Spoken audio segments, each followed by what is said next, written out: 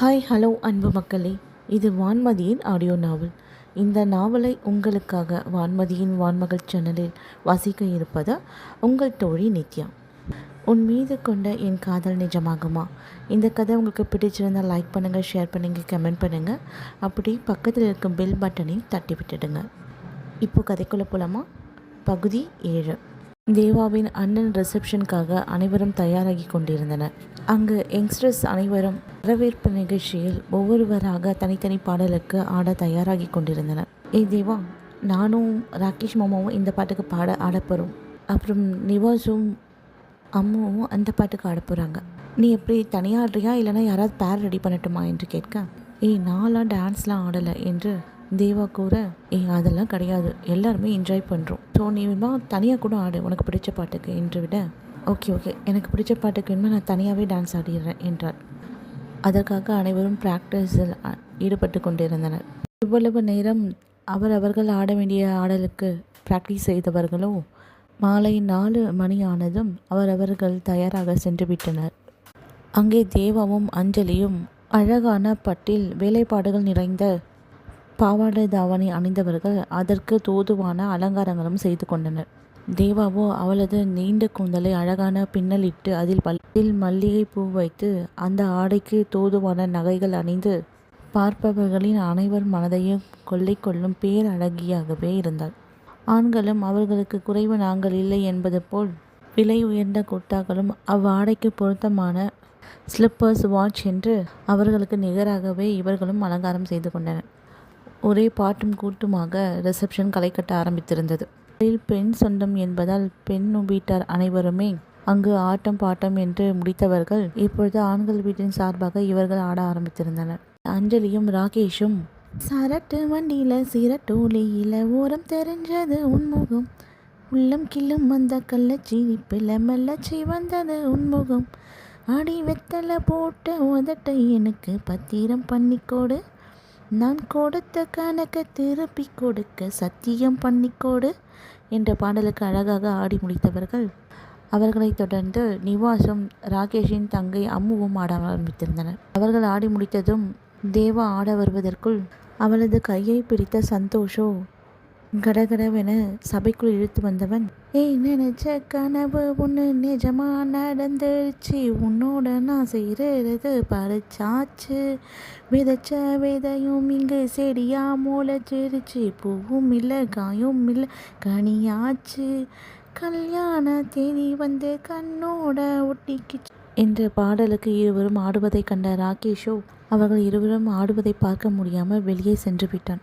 அவர்கள் ஆடி முடித்ததும் மாப்பிள்ளையும் பெண்ணையும் அழகான பாடலுக்கு ஆட வைத்திருந்தனர். இப்படியாக அங்கு அனைவரும் மகிழ்ச்சியில் நெகிழ்ந்து இருந்தனர். வெளியே வந்த ராகேஷோ அங்கு இருக்க முடியாமல் அவனது காரை எடுத்துக்கொண்டு வெளியே சென்றிருந்தான். சிறிது நேரத்தில் ரிசப்ஷன் அழகாக முடிந்து அனைவரும் சாப்பிட்டு முடித்தவர்களோ, இன்னும் ராகேஷு காணோம், எங்கே போனான் என்று அனைவரும் தேட ஆரம்பித்திருந்தனர்.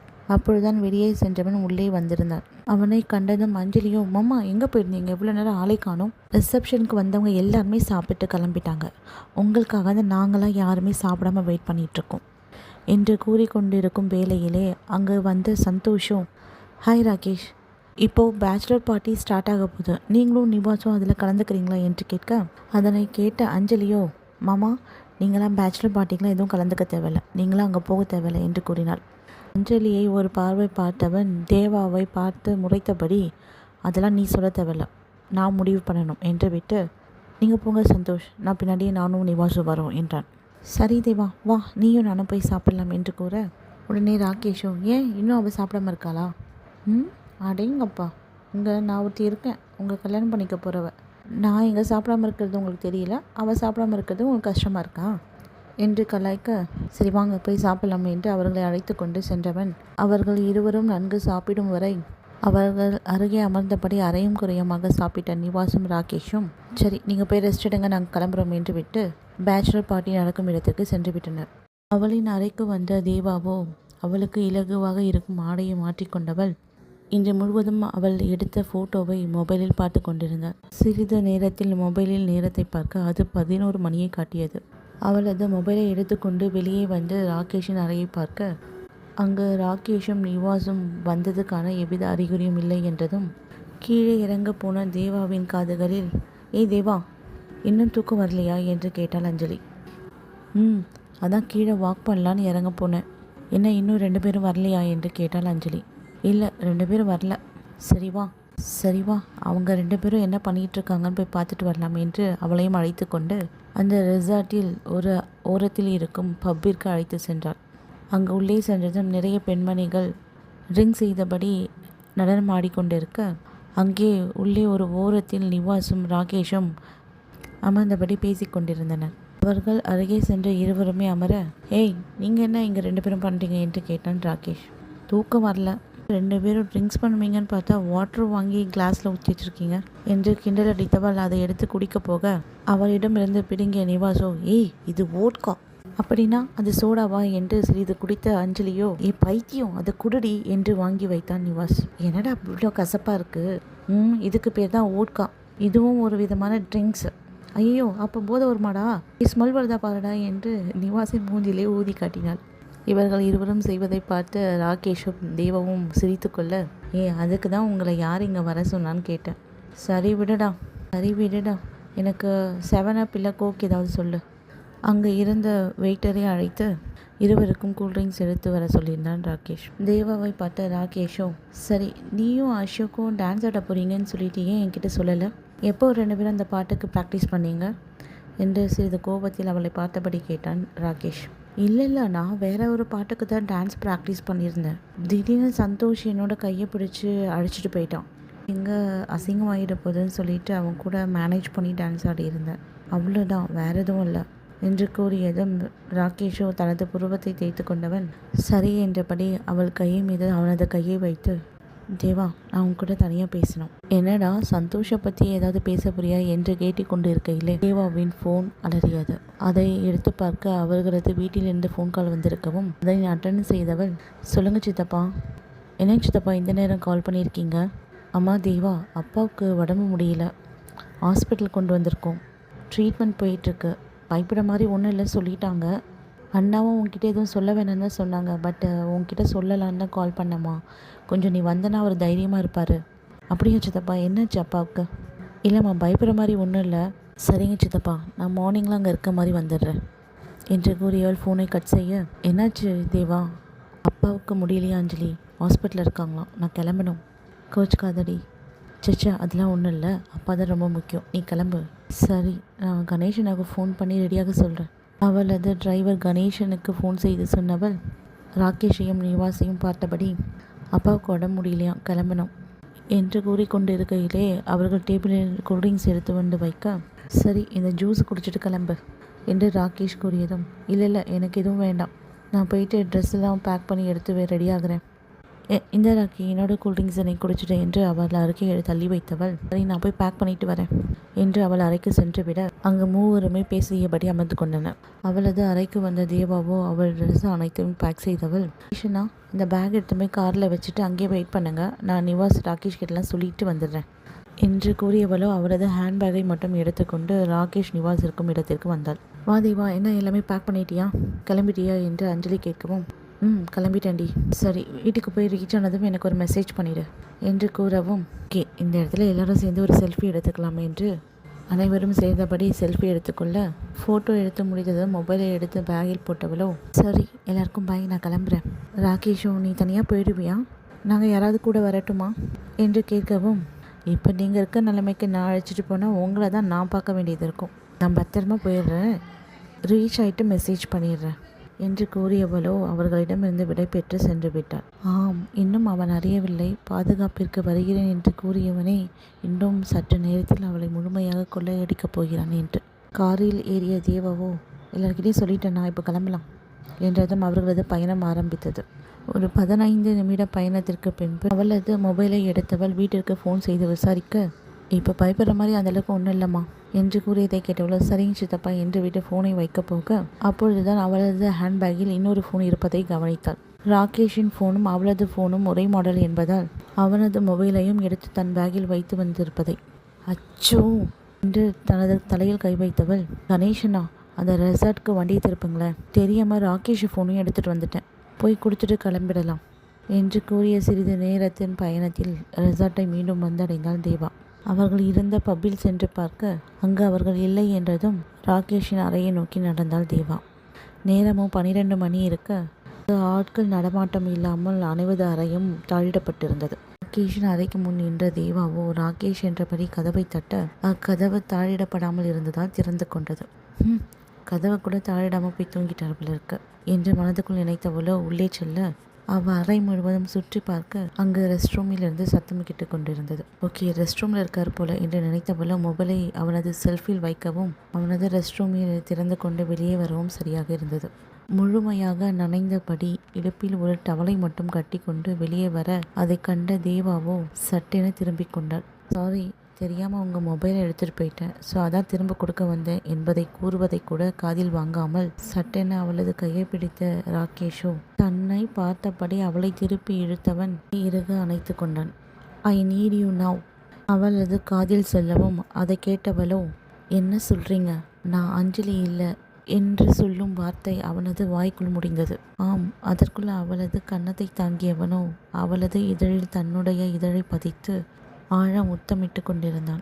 அவனது முத்தமானது அவளது உடலை சிலிர்க்கச் செய்ய அவளது கண்களில் இருந்து நீர் வழிந்து கொண்டிருந்தது.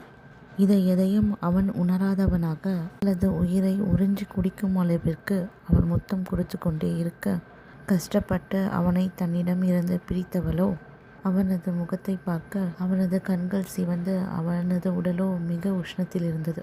அவனது உடல் சூடாக இருப்பதை கண்ட பின்னவளோ என்ன ராகேஷ், என்ன ஆச்சு உங்களுக்கு என்று கேட்க என்னால் முடியல, எனக்கு கண்ட்ரோல் பண்ண முடியல, எனக்கு நீ வேணும், இப்போவே முழுசாக எனக்கு வேணும் என்று கூறியவன் அவளை மீண்டும் அணைத்து முத்தமிட ஆரம்பித்திருந்தான். ஒரு நிமிஷம் இருங்க என்று மீண்டும் அவனை விலக்கியவளோ இருங்க, நான் யாராவது ஹெல்ப்புக்கு கூப்பிடுறேன் என்று கூறுவதை எதையும் காதில் வாங்காதவன் அவளை மீண்டும் இறுக அணைத்து முத்தமிட அவளது மூளையோ வேண்டாம் என்று கூறினாலும் காதல் கொண்ட மனமோ அவன் கொடுக்கும் முத்தத்தினால் உருகி குழைய ஆரம்பித்திருந்தது. அவளை முத்தமிட்டபடி தனது இரு கைகளாலும் அவளை தூக்கியவன் அவனது படுக்கையில் அவளை படுக்க வைத்துவிட்டு முத்தமிட்டபடி அவளது ஆடையை ஒவ்வொன்றாக களைய ஆரம்பித்திருந்தான். அவளது முகத்தில் இருந்து முத்தமிட்டு கொண்டே மெல்ல இறங்கியவன் அவளது உடல் முழுவதும் மெல்ல முத்தமிட ஆரம்பித்திருந்தான்.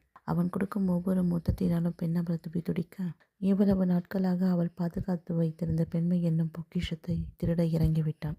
மெல்ல கீழ் இறங்கியவனோ அவளது பெண்மைக்குள் தனது ஆண்மையை செலுத்த அவ்வழியை தாங்க முடியாத பெண் அவளோ ராகி என்று அவன் பெயரிட்டு அழைப்பதையும் அவனது வாய்க்குள்ளே வாங்கி கொண்டான். அவ்வழியை தாங்க முடியாத பெண் அவளோ அவளது நகங்களால் அவனது முதுகில் நகக்கீரல்களால் கோலம் போட அவனோ அவளை ஆள ஆரம்பித்திருந்தான். அவளை முழுமையாக ஆட்கொண்டவன் அவள் மீதே சரிந்து படுக்க சில நிமிடங்களில் அவனது வேட்கை தீராமல் மீண்டும் அவளை ஆள ஆரம்பித்திருந்தான். அவனது நிலையை உணர்ந்த பெண்ணவளோ அவன் இழுக்கும் திசையெல்லாம் வளைந்து கொடுக்கும் வில்லாக மாறியிருந்தாள் பெண்ணவள். அவனது வேட்கை தணியாமல் மீண்டும் மீண்டும் பெண்ணவளை நாட அந்த அறை முழுவதும் முத்த சத்தமும் முன்னங்கள் சத்தமாகவே இருந்தது. பல முறை அவளுடன் கூடல் கொண்ட களைப்பில் அவள் மீதே சரிந்து படுத்திருக்க கூடிய களைப்பில் பெண் அவளும் தூங்கி இருக்க திடீரென கண் விழித்தவளோ அவனை பெட்டில் சரிந்தபடி படுக்க போட்டவள் பெட்ஷீட்டை எடுத்து முழுமையாக அவனை போர்த்தி விட்டவள் அங்கும் இங்கும் சிதறி கிடந்த அவளது ஆடையை எடுத்துக்கொண்டு இறக்க முடியாமல் நடந்து ரெஸ்ட் ரூம் சென்றவளோ அவளை அரை குறையாக சுத்தம் செய்து கொண்டு யாரும் பார்க்காத வண்ணம் வெளியே வந்து விட்டாள். நீண்ட நேரமாக அவள் வராததால் காருக்குள்ளே படுத்து உறங்கியிருந்தார் கணேசன். கார் அருகே சென்றவள் காரை திறந்து கொண்டு உள்ளே ஏற அதிர்வில் கண்விழித்த கணேசனும் சாரிம்மா, தூங்கிட்டேன், ஒன்றும் பிரச்சனை இல்லைண்ணா, நான் தான் சாரி சொல்லணும், சில முக்கியமான ஃப்ரெண்ட்ஸ்லாம் வந்திருந்தாங்கண்ணா, ஸோ அவங்ககிட்ட பேசிகிட்டு இருந்தேன், அதான் உங்களுக்கும் இன்ஃபார்ம் பண்ண முடியல என்று போய் கூறி சமாளித்தவள் சரி போலானா என்று காரை கிளப்பி கொண்டு சென்று விட காரியை ஏறிய பெண்ணவளோ கண்களின் நீர் வழிய தூங்கியும் விட்டாள். காலை 8 மணி அளவில் தன்னை அலங்காரம் செய்து கொண்ட அஞ்சலியோ ராகேஷின் அறைக்கு வர அங்கு ராகேஷ் இன்னும் எழுந்திருக்காமல் தூங்கிக் கொண்டிருப்பதை பார்த்தவள் மாமா எழுந்துருங்க, டைம் ஆயிடுச்சு, எல்லாரும் கிளம்பி ரெடி ஆயிட்டாங்க என்று குரல் கொடுத்துவிட்டு அங்கு இருந்த கண்ணாடி முன் நின்றவளோ தனது ஆடையை சரி செய்தபடி லிப்ஸ்டிக் போட்டு கொண்டிருக்கும் அஞ்சலியை பார்த்தவன் ஏய் என்ன நீங்க என்று ராகேஷ் கேட்டதும் திரும்பியவளோ அம்மா டைம் 8 ஆயிடுச்சு, 9 மணிக்கெல்லாம் முகூர்த்தம் ஸ்டார்ட் பண்ணிடுவாங்க, எல்லாருமே ரெடி ஆயிட்டாங்க, நீங்கள் மட்டும்தான் இன்னும் தூங்கிட்டு இருக்கீங்க என்று கூறியதும், சரி நீ போ, நான் கொஞ்ச நேரத்தில் கிளம்பி வந்துடுறேன் என்று கூறியதை கேட்ட அஞ்சலியோ அங்கிருந்து சென்றுவிட, அவனது தலை பாரமாக இருப்பதை உணர்ந்தவனோ பெட்டில் இருந்து எழுந்திருக்க, அவன் ஆடை இல்லாமல் இருப்பதையும் பெட்டில் இரத்த கரைகள் இருப்பதையும் பார்த்தவன் அப்படியே பெட்ஷீட்டை இடுப்பில் சுற்றியபடி பெட்டில் அமர்ந்து கொண்டான். என்னாச்சு? என்ன பண்ணி வச்சிருக்கேன்? நைட்டு யார் கூட இருந்தேன் என்று நினைத்தபடி அவனது தலையில் கையை வைத்தவன் ஆ என்று கத்த, அவனது சத்தத்தை கேட்டு மீண்டும் வந்த அஞ்சலியோ, என்னங்க மாமா, என்னாச்சு? என்ன பண்ணுது உங்களுக்கு? நைட்டெல்லாம் நீங்கள் பண்ண தொல்லை தாங்க முடியல. உங்களால் என் இடுப்பு தான் போச்சு. நீங்கள் என்னமோ இப்போ தலையில் கை வச்சு கத்துறீங்க என்று கூறியதை கேட்டது ராகேஷோ, என்ன நைட்டு நீ தான் வந்தியா என் அறைக்கு? ஆமாம் என்று அஞ்சலி கூறிவிட, சரி நீ இங்கிருந்து போ என்று கோபமாக கத்தினான் ராகேஷ். அவன் கோபத்தில் கத்தியதை கண்டதும் அஞ்சலி அங்கிருந்து பயந்து கொண்டு ஓடிவிட, அப்படியே எழுந்து ரெஸ்ட் ரூம் சென்றவன் ஷவரின் அடியில் நின்று கொண்டான். தண்ணீர் பட்டவுடன் அவனது முதுகிலும் அவனது ஷோல்டரிலும் எரிச்சல் எழ, அவனது தோள்களில் பல் தடங்களும் அவனது முதுகில் நகக்கீரல்களும் இருப்பதை பார்த்தான்.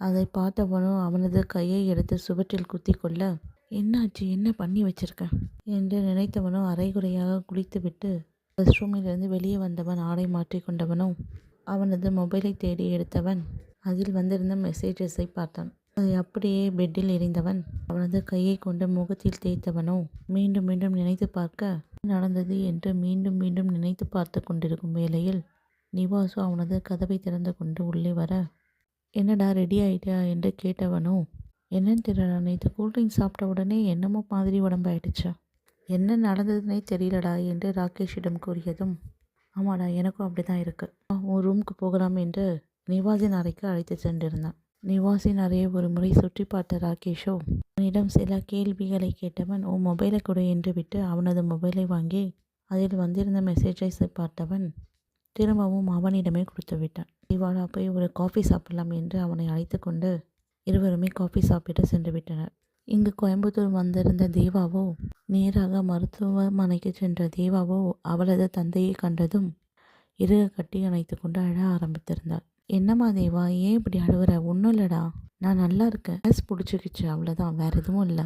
அவ்வளோ சீக்கிரம் உனக்கு நல்லது பண்ணாமலாம் நான் போக மாட்டேன் என்று அவளது தந்தை கூறியதும், அப்படி சொல்லாதீங்கப்பா என்று அவளது கண்ணீரை துடைத்து கொண்டவள், டாக்டர் என்னப்பா சொன்னாங்க? செக்கப்பு முடிஞ்சிச்சுடா, ஒன்றும் இல்லடா, நல்லா இருக்கேன், இப்போ வீட்டுக்கு போகலாம் என்று பேசிக்கொண்டு இருக்கையிலே அங்கு வந்த டாக்டர் அவரை பரிசோதிக்க அவரிடம் தனது தந்தையை பற்றி அனைத்தையும் விசாரித்து கொண்டாள். ஓகே டாக்டர், ரொம்ப தேங்க்ஸ் என்று கூறியவளோ சில நிமிடங்களில் அனைத்தையும் தயார் செய்து கொண்டு அவர்கள் வீட்டிற்கு சென்று விட்டனர். வந்த தேவாவோ குளிக்கச் செல்ல ரெஸ்ட் ரூம் சென்று அவளது உடலை பார்த்தவள் அவன் உடல் முழுவதும் முத்தமிட்ட நினைவுகளை வந்து போக, அங்கங்கே அவன் பல்தடம் பட்ட காயங்களும் இருக்க, அதை கண்டவளுக்கோ கண்களிலிருந்து கண்ணீர் வடிய ஆரம்பித்திருந்தது. நீண்ட நேரமாக தண்ணீரிலே நின்றவள் வெளியே வந்தவளோ அவை யாவும் வெளியே தெரியாதபடி ஆடையை மாற்றிக்கொண்டவளோ வீட்டில் உள்ள அனைவரிடமும் எப்பொழுதும் பழகுவது போல் சகஜமாகவே பேசிக்கொண்டாள். இப்படியாக ஒரு 10 நாட்கள் சென்று விட, அப்பா இன்னைக்கு நான் சென்னைக்கு கிளம்புறேன், எக்ஸாம் வர வருது, இன்னும் 1 மந்த்து தான் இருக்குது காலேஜ்க்கு, எல்லாமே முடிச்சுட்டு உங்கள் கூட வந்து தங்கிடுறேன்ப்பா என்று கூறியவளோ சிறிது நேரத்தில் தயாராகி சென்னையை நோக்கி அவளது பயணம் தொடங்கியது. சில மணி நேர பயணத்திற்கு பிறகு சென்னையில் இருக்கும் அவள் வீட்டிற்கு வந்தடைந்தாள். அவள் வந்த 1 மணி நேரத்தில் நிவாஸ், அஞ்சலி, ராகேஷ் என மூவருமே அவளது வீட்டிற்கு வந்து சேர்ந்தனர். அவளை கண்டதும் கட்டி அணைத்த அஞ்சலியோ, அடி இந்த 10 நாளில் ரொம்ப டல்லாயிட்ட. அவளது நலத்தையும் அவளது தந்தையின் நலத்தையும் விசாரித்த அஞ்சலியோ, தேவா எனக்கு மேரேஜ் ஃபிக்ஸ் பண்ணிட்டாங்க. அதான் தெரியுமேடி, இன்னும் 3 மாதத்தில் கல்யாணம்ன்ட்டு. இல்லடி, அடுத்த மாதமே. என்னடி சொல்கிற இவ்வளோ சீக்கிரம் என்று அதிர்ச்சியில் ராகேஷை பார்க்க முடியாமல் எழுந்த லக்ஷ்மி அம்மாவிடம் பேச சென்று விட்டான். ஆமாடி, என்னன்னு தெரியல, ராகேஷ் மாமா அடுத்த மாதமே கல்யாணம் வச்சிடுங்கன்னு சொல்லிட்டாரு என்று கூறியதை கேட்டவளோ, லக்ஷ்மி அம்மா எல்லாருக்கும் காஃபி போட்டு எடுத்துகிட்டு வாங்க, அப்படியே ஸ்வீட்ஸ் எதாவது ரெடி பண்ணுங்க என்று கூறிய தேவாவோ, அதனால நீ பேசிட்டு நான் ரெஸ்ட் ரூம் போயிட்டு வரேன் என்றவள் அவளது அறையில் இருக்கும் ரெஸ்ட் ரூம் சென்றவளோ கதவை தாழிட்டு விட்டு, ஏன் ராகேஷ், ஏன் அன்றைக்கி நடந்தது எதுவுமே உங்களுக்கு ஞாபகம் இல்லையா? என்னை பற்றி நீங்கள் நினச்சி பார்க்கலையா? அப்போது நீங்கள் அஞ்சலி நினச்சிட்டு என் கூட இருந்தீங்களா? நீங்கள் முத்தம் கொடுத்த இடம் கூட இன்னும் காஞ்ச மாதிரி எனக்கு தெரியல, நீங்கள் கடிச்சு வச்ச இடம் கூட இன்னும் எனக்கு ஆறலை. அப்போது உன் மீது கொண்ட என் காதல் அவ்வளோதானா என்று கத்தி அழ ஆரம்பித்திருந்தாள். நீண்ட நேரமாக அழுதவளோ அவளது முகத்தில் தண்ணீர் அடித்தபடி அலம்பிக் கொண்டவள் வெளியே வர, என்ன தேவா, என்னாச்சு? உடம்பு ஏதாவது திரும்பவும் சரியில்லையா என்று அஞ்சலி கேட்க, அதெல்லாம் ஒன்றும் இல்லடி. என்ன அழுத மாதிரி இருக்கு, கண்ணெல்லாம் கலங்கியிருக்கு.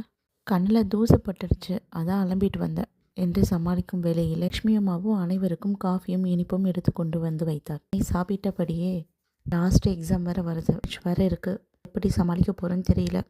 தேவா, நீ தான் எனக்கு கொஞ்சம் ஹெல்ப் பண்ணணும் என்று கூற, கண்டிப்பாடி, உனக்கு பண்ணாமல் யாருக்கு பண்ண போகிறேன் என்று சிறிது நேரம் அனைத்தையும் பேசி முடித்தவர்கள் அங்கிருந்து கிளம்பிவிட்டனர். வந்த நாட்களில் நண்பர்களுடன் நேரத்தை செலவிடுவதை சிறிது சிறிதாக குறைத்து கொண்டாள் தேவா.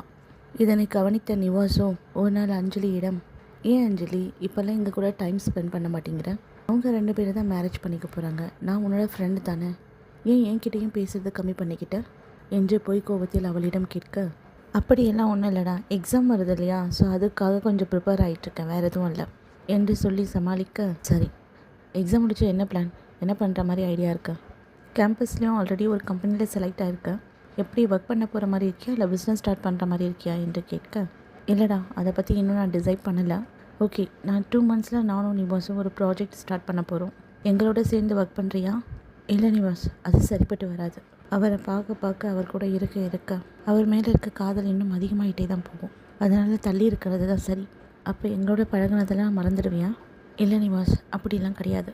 என் லைஃப்பில் எப்போவுமே உன்னை மறக்க மாட்டேன். எனக்கு ஆண் நண்பர்களே ஃப்ரெண்டுன்னு சொன்னால் அது நீ மட்டும்தான். நான் எங்கே இருந்தாலும் உன் கூட தொடர்பிலே தான் இருப்பேன் என்று சிறிது நேரம் அவர்களை பற்றி பேசி கொண்டிருந்தவர்களும் அவரவர்கள் இல்லத்துக்கு கிளம்பிவிட்டனர். அப்படியே நாட்கள் சென்று கொண்டிருக்க, திருமணத்திற்கு 5 நாள் முன்பு அஞ்சலியோ தேவாவின் வீட்டிற்கு வந்திருக்க, ஹே கல்யாண பொண்ணே, வா எப்படி இருக்க?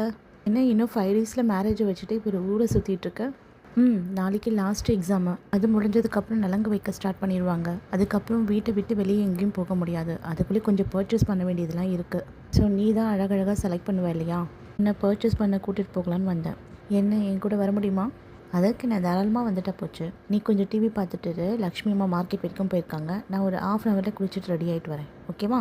அப்படியே உனக்கு போர் அடித்தாலே என்னோட செல்ஃபில் நிறைய கலெக்ஷன்ஸ் புக்ஸ்லாம் இருக்குது, அது ஏதாவது உனக்கு பிடிச்சிருந்தா எடுத்து பார்த்துட்டு அதை வந்துடுறேன் என்று அவள் குளிக்க சென்று விட, என்று தலையாட்டியவளோ அவளுக்கு பிடித்த பாடலை டிவியில் வைத்தவள் அப்படியே அவளது அறைக்கு வந்து டிசைனர் மேகசின் இருக்கும் புத்தகத்தை பார்த்தவளோ அவை எடுத்து ஒன்றொன்றாக பார்த்து கொண்டிருக்க, அவளது புத்தக செல்ஃபில் அழகான ஸ்டோன்கள் பதிக்கப்பட்ட மரப்பெட்டி இருப்பதை பார்த்தாள். அதை பார்த்தவளோ அப்படியே எடுத்து அதை திறக்க, அதனுள் ராகேஷுக்கு எழுதிய காதல் கடிதமும் ஒரு கிரீட்டிங்கும் இருப்பதை கண்டவளோ அதை எடுத்து படிக்க ஆரம்பித்திருந்தாள். அக்கடிதத்தை அப்பெட்டிக்குள்ளே வைத்து பூட்டியவள் இருந்த இடத்தில் வைத்துவிட்டு ஹாலில் வந்து அமர்ந்து கொண்டாள்.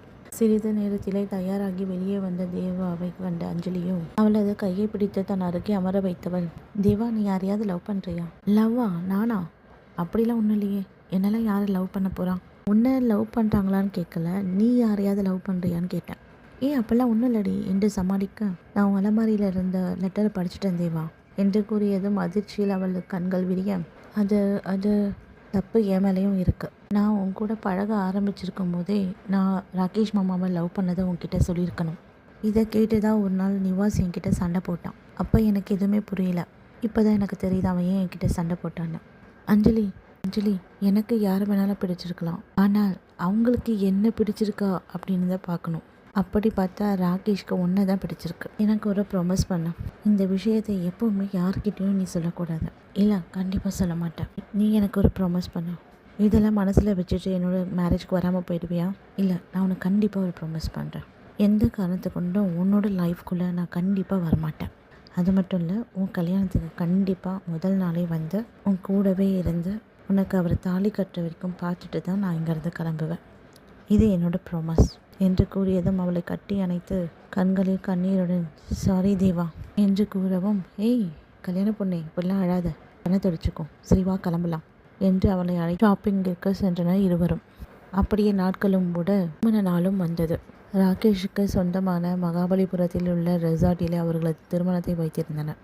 அரெசார்ட் முழுவதும் சொந்தங்களும் நண்பர்களும் கூடி அந்த இடமே கோலாகலமாக இருந்தது. திருமணத்திற்கு முதல் நாள் நண்பர்கள் அனைவருமே சேர்ந்து ஆடல் பாடல் என அவரவர்கள் நேரத்தை செலவழித்துக் கொண்டிருக்க, தேவாவோ பீகாக்கு வண்ண லெகங்கா அணிந்தபடி பட்டாம்பூச்சி போல் அங்கும் இங்கும் அவர்களுடன் ஆட்டம் போட்டு கொண்டிருந்தாள். சிறிது தலை சுற்றுவது போல் இருப்பதை உணர்ந்த தேவாவோ ஒரு இடத்தில் போய் அமர, அவள் அருகே நிவாசும் வந்து அமர்ந்து கொண்டான். என்னடி, என்ன ஆச்சு? அமைதியாக வந்து உட்காந்துட்ட, உடம்பு எதுவும் முடியலையா? ஒன்றும் இல்லடா, கொஞ்சம் டயர்டாக இருக்கு. தலை சுற்றுற மாதிரி இருக்குது, தூக்கம் வருது. சரி போ, டைம் இப்போ 11 மணி ஆகுது, போய் கொஞ்சம் ஒரு ரூமில் ரெஸ்ட் எடு. நாளைக்கு காலையில் கல்யாணம். இதுக்கப்புறம் எனக்கு இது மாதிரி சந்தர்ப்பம்லாம் கிடைக்குமான்னு தெரியலடா. அதான் கொஞ்சம் என்ஜாய் பண்ணிக்கலாம்னு நினச்சேன். ஏன்டி பொய் சொல்கிற? நீ ராகேஷை பார்க்கும்போதெல்லாம் யாருக்கும் தெரியாமல் போய் ஓரத்தில் நின்று அழறது எனக்கு தெரியல நினச்சிட்ருக்கியா? நல்லா சமாளிக்கிற என்று மனதுக்குள் நினைத்து கொண்டவனோ, சரிடி கொஞ்ச நேரம் போய் தூங்கு, மார்னிங் ஒரு 4 o'clockலாம் வந்து எழுப்புறேன் என்று அவன் கூறுவதை கேட்டவளோ, அதுவும் சரிதான், சார் நான் என் ரூமுக்கு போகிறேன், காலையில் வந்து எழுப்படும் என்று கூறியவளோ அவளது அறைக்கு சென்று விட, அவளது அறைக்கு வந்ததும் கதவை தாழிட்டு விட்டு அவளது முகத்தை மூடிக்கொண்டு, நாளையிலிருந்து நீங்கள் அஞ்சலியோட கணவர், உங்களை நினைக்க கூட கூடாதுல்ல என்று நினைத்தபடி அழுதபடி தூங்கி இருக்க, மறுநாள் காலை 5 மணி அளவில் தேவாவை வந்து எழுப்பி விட்ட நிவாசோ, 5 மணி ஆயிடுச்சு, ரெடி ஆயிட்டு வா என்று அவன் வேலை பார்க்க சென்று விட்டான். அவளது உடலும் மனமும் மிகவும் சோர்வாக இருக்க அப்படியே குளித்து முடித்தவள் சிவப்பு வண்ண பட்டு புடவையில் தங்கத்தால் சரிகையிட்டு மெல்லிய பார்டர் கொண்ட புடவையை அணிந்தவள்.